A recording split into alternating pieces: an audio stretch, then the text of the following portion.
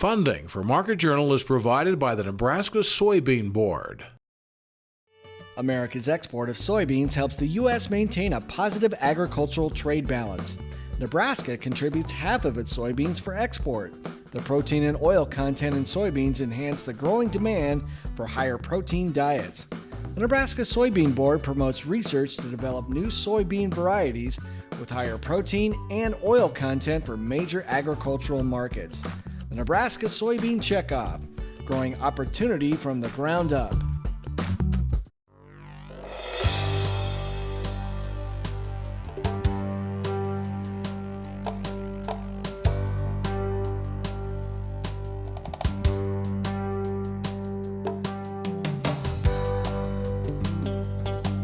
Market Journal, television for making agricultural business decisions, is a presentation of the University of Nebraska-Lincoln Extension, where you can know how, know now. Promotional support is provided by the Nebraska Farmer magazine, and major funding for Market Journal is provided by the Nebraska Soybean Board. The Soybean Checkoff, growing opportunity from the ground up. Welcome to this week's edition of Market Journal. I'm Jeff Wilkerson. On this episode, Mike Briggs tries to diagnose problems in the cattle markets. Tina Barrett presents 2012 farm income numbers. Clyde Ogg explains how producers can recycle their pesticide containers. Terry Hejny talks about the benefits of the LEAD program. And Al Dutcher will recap April precipitation. For crop growers up to this point in the planting season, it's been a few days in the tractor, then a waiting period allowing fields to dry out. The latest USDA report shows Nebraska has planted 14% of its corn below the 5-year average of 53%. The state has also put 1% of its soybean crop in the ground, but those numbers are sure to jump after a few favorable days at the beginning of this week. Minnesota currently has the most ground to make up in corn planting. The state is 49% short of its 5-year norm. Overall, the national corn emergence of 3% is the slowest pace since the USDA began keeping those records in 1999. Nebraska has seen relief according to the latest UNL drought monitor. While the entire state still remains in some form of drought, less than 8% is in the highest classification, shown in dark red.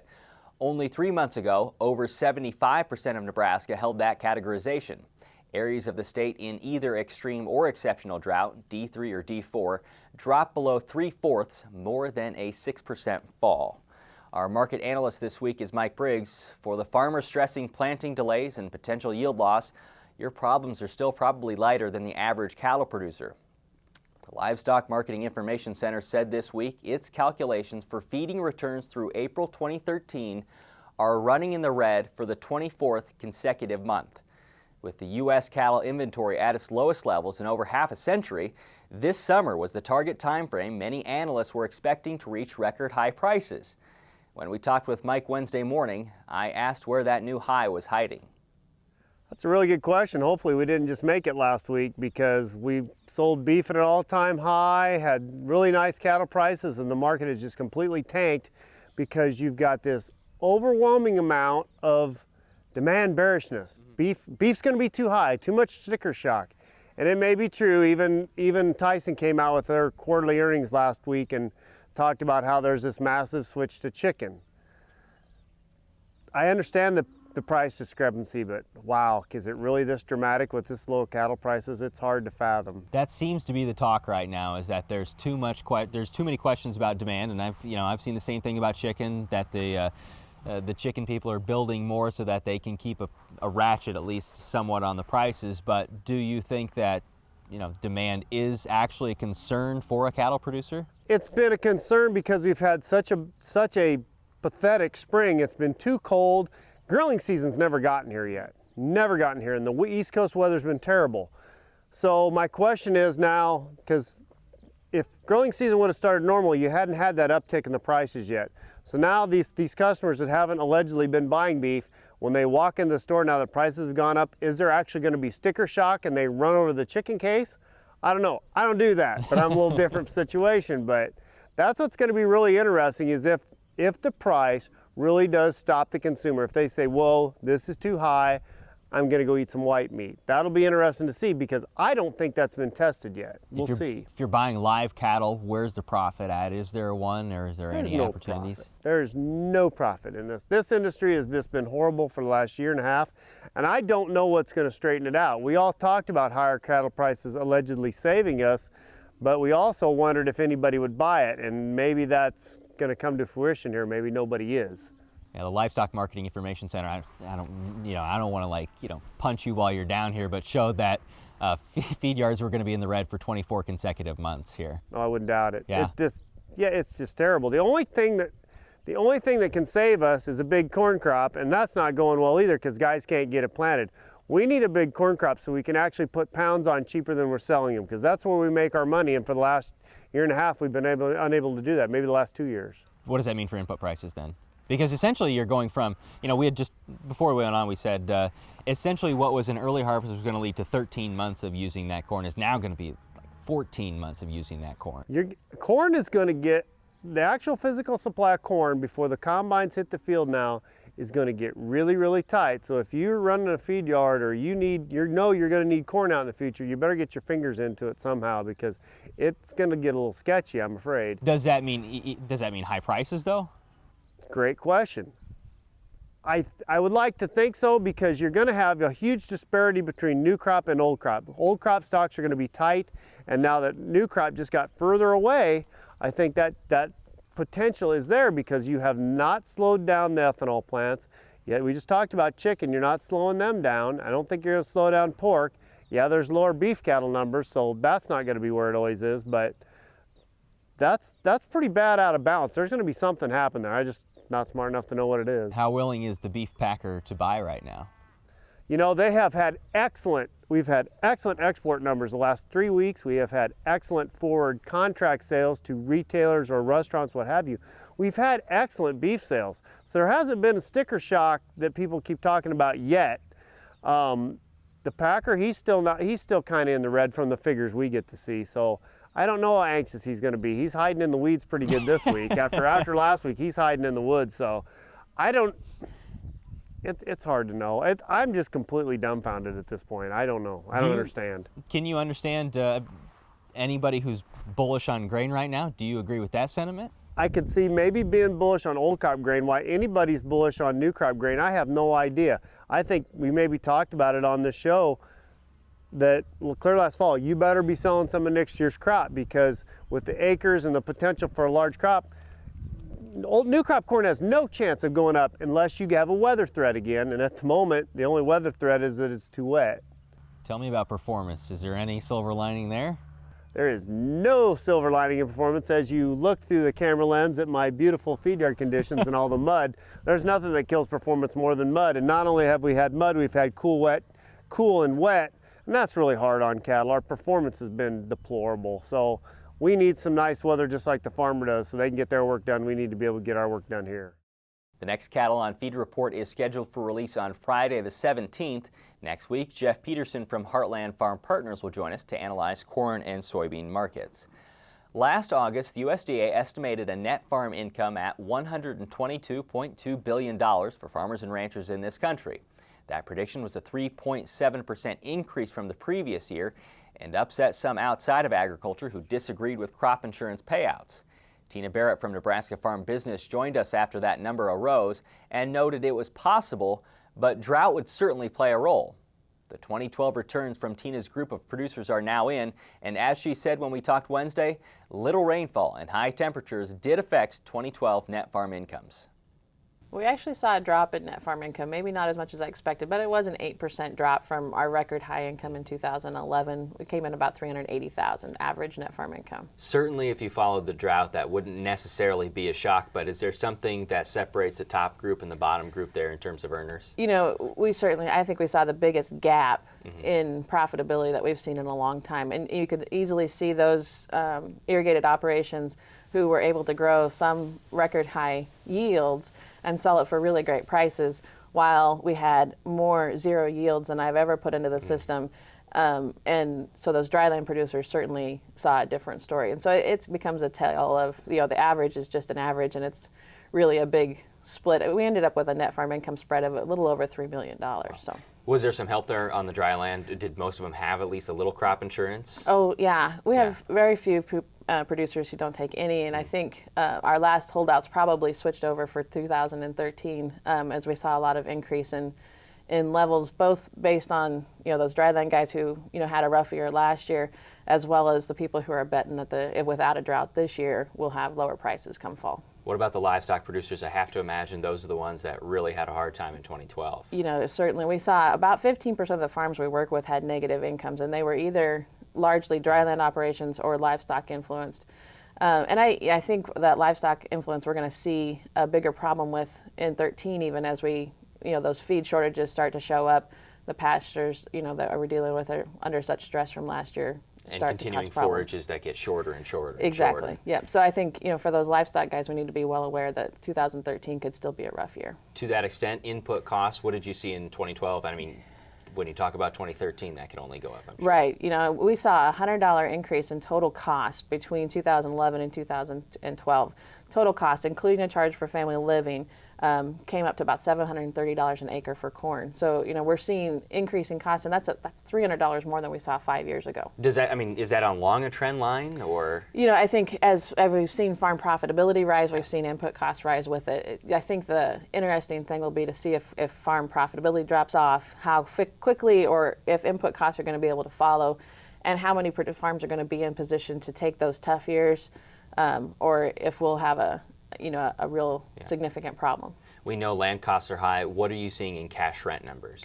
We're certainly seeing cash rent numbers coming up. Now, in our history of running these averages, we never see cash rents, dollars follow what, is talked about. Mm-hmm. We don't see, while there's $400 and $500 cash rents paid, our average was just over $200 an acre this last year for irrigated corn in Nebraska. So, and that covers a wide range, but it also includes a lot of those cash rents that nobody wants to talk about. Those are the people you want to hang out with. That's then, right. So, The family living, does that follow the trend as well? Family living trend just continues to go up. Actual out-of-pocket costs needed for family living went over $100,000 this year, and that doesn't include the $40,000 that went out in taxes. So.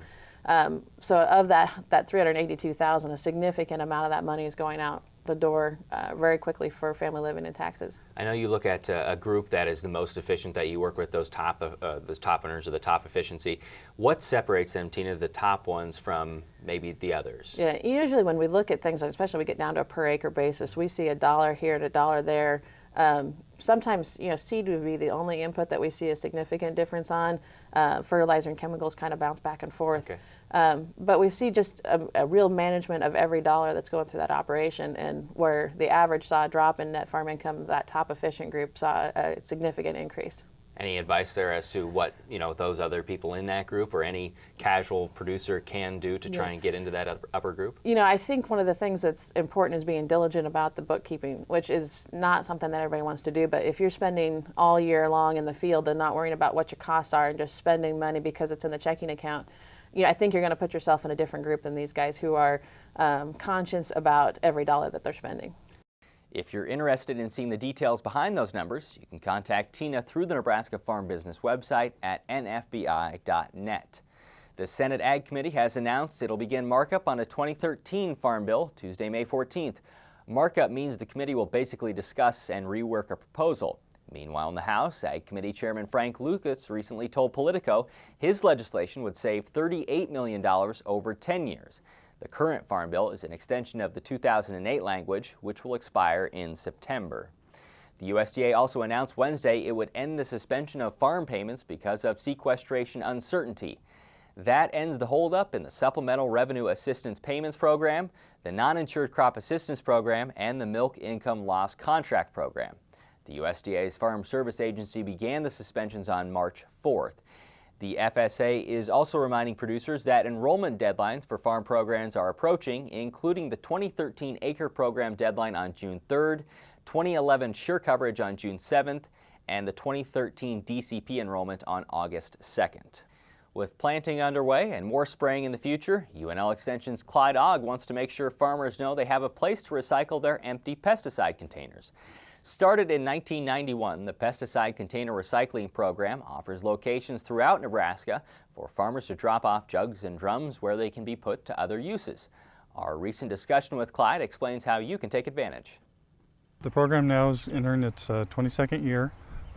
During that time, we have recycled well over 2 million pounds of empty plastic pesticide containers. For people who aren't aware of it, what all goes into this? What's the point of it? Yeah, the point is primarily to keep those empty containers out of the landfill. We also have a little bit of a problem with kind of midnight disposal. Sometimes they end up in roadsides and in ditches and things like that. So just primarily keeping them out of the landfill. What's the process that a farmer needs to go to after he or she goes out and sprays? They get done with their containers. What do they do with the container to get it ready to drop off at the site? Right, and just like normal, you have to either triple rinse or pressure rinse those containers after you're finished. Remove any labels that might be a different material, like a different kind of plastic. Remove the caps, and then take them to the collection site. And at the collection site, they will be examined again to make sure there are no residues left in those containers. And at that point, that site will take ownership of those. Is this something where if I have, a bunch of jugs laying around the place, can I bring them all in? Sure, you can. You may run into a problem with old residues that you're not able to get rinsed out of there, and they may reject those individual containers. So things like if I had an oil container, that wouldn't fly? Right. No, this is strictly for pesticides. It's a program that's paid for by the pesticide manufacturers. Tell me about the site. What happens once I get to the site? There are how many sites across Nebraska, and are they constant sites, or is it sort of a moving caravan type of situation? Right. There's a total of 41 sites this year, and some of them are available year-round. Some are only seasonal during the spraying season. Some are specific dates, and some are by appointment only. You'll need to check on our website to find that information out, and that website is pested, pested.unl.edu. What size of containers are you all welcoming at the sites? Right. The primary ones are the 2.5 gallon containers, but 1 gallon, 2.5, and anything up to 55 gallon drums. Again, you might have to check that website. Not all sites will accept those drums. It's always difficult maybe to move people to create extra work for themselves, especially in a busy season like spraying and planting. But what is the drive home point that you want to make sure people understand about these containers and the drums and the pesticide that they're using? Right. It's just, you want to think of them as a green project. It's just like any other recycling. We want to get those containers out of the landfills, put them to good use. Once the containers are recycled, then they can turn them into things like those little bumpers that you run into in your park, drain tile, things of that nature. So they're put to really good use. We're obviously a little behind in planting around the state with all the moisture that we've had, or with the sporadic moisture, I guess I should say. Since we're talking about pesticide, are there any safety tips that you want to make sure people are aware of? Right. Just the main thing this year, because we are a bit behind in all our planting activities and so forth, is not to get in too big of a hurry. Remember those PPE or personal protective equipment requirements that are still in place. Don't get in a hurry, because we've already heard of a case where a fellow was not thinking and turned the wrong valve and got a splash of chemical in his face and head, and actually ended up being ill for about a day and a half because of that. Now on the Market Journal website, under this show's summary, we'll link to locations in Nebraska where you can recycle your pesticide containers. At the University of Nebraska Medical Center in Omaha, agricultural health and safety has become center stage. That's thanks to a 5-year grant you can read about in the May Nebraska Farmer. The Central States Center for Agricultural Health and Safety, based at UNMC, also covers 6 other states. Scientists are studying ag-related issues, including respiratory diseases, hearing loss, sleep deprivation, and workers' exposure to livestock confinement dust. You can read more about UNMC's innovative and leading-edge research in May's Nebraska Farmer. More than 900 people have moved through the Nebraska LEAD program during the last 32 years. It's now accepting applications for LEAD Class 33. We discussed the background and influence of the Leadership Education Action Development Program with Terry Hejny on campus earlier this week. Well, I think it's the opportunity to get the experiences that are necessary to develop their leadership potential. You know, the travel's part of it, but you know, most people will always point to our international studies travel seminars, and some will always point to our national study travel seminars to Kansas City, Washington, D.C., and Chicago. But really, I think the travel around the state of Nebraska. The program gives Nebraska residents an opportunity to see and experience the cultures and diversification of our whole state. What are you looking at in the state? Where are you all going? Well, we go from Southwest Nebraska and Nebraska College of Technical Agriculture up to Chadron State, out to Scottsbluff, the Panhandle Research Center. Northeast Nebraska, of course, we're going to be at Wayne State College. In Southeast Nebraska, Peru State. When we're in Central Nebraska, we're on the campus of the University of Nebraska at Kearney. And so those are just a few of the places that we travel to during the LEAD program. It's a 2-year program. Am I accurate in saying that? You're very accurate. Okay. You know, in actuality, it's 19 months, but 2 years seems to roll off the tongue a lot easier. That's the easier way of saying it, right? That's right. So that's the time commitment. What all goes into that? Well, during the first year, participants will participate in 6 3-day seminars. The seminars are theme-based. They're located across the state of Nebraska. Also during that first year, the 10-day study travel seminar to Kansas City, Washington, D.C., and Chicago. The second year will build on those experiences from the first and also introduce the international awareness, our global studies. And you know, the second year also includes the 6 3-day seminars, but then a 2-week international study travel seminar. In this country where you're going to Kansas City, Chicago, D.C., what are you looking at there? Well, what we do there is we visit business, industry, government agencies. So we meet with CEOs, government officials, politicians, learning about leadership, learning about the issues that affect our country. You traveled internationally. The last trip I believe you were on was Vietnam, South Korea, and Hong Kong. That's right. Tell me about those countries. What did you see? What an experience, you know, to be in Hong Kong, a major port of the world. You know, we had the opportunities there, of course, to visit the Hong Kong Disneyland that uses so many American products, including Nebraska beef products. We're fortunate we had a great connection through the Nebraska Department of Agriculture to be able to do a behind-the-scenes tour there from Hong Kong down to Vietnam. And, you know, that was a country that I think many of the LEAD fellows were a little apprehensive about visiting, of course, of the Vietnam War. Also because it's a communist country, but you know, we found the Vietnamese people to be very pleasant, very welcoming, very supportive. For a communist country, they're very entrepreneurial. And so we had some great visits there at the U.S. Embassy and the U.S. Consulate.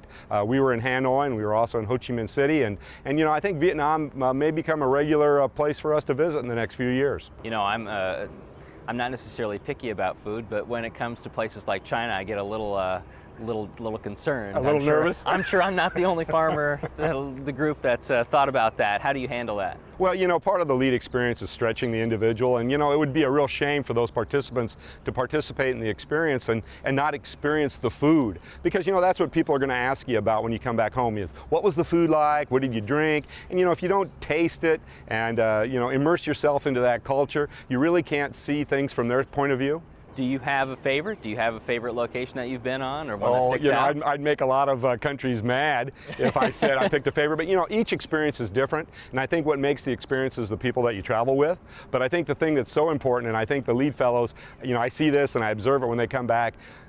We have it very, very good in this country. And while we have some issues that we need to work on and the challenges that are ahead of us that we need to develop the people to solve those challenges, we're pretty fortunate to live in the United States of America. And so that, you know, renewed sense of patriotism after you've traveled abroad, coming back, it makes you want to do more to make our country better.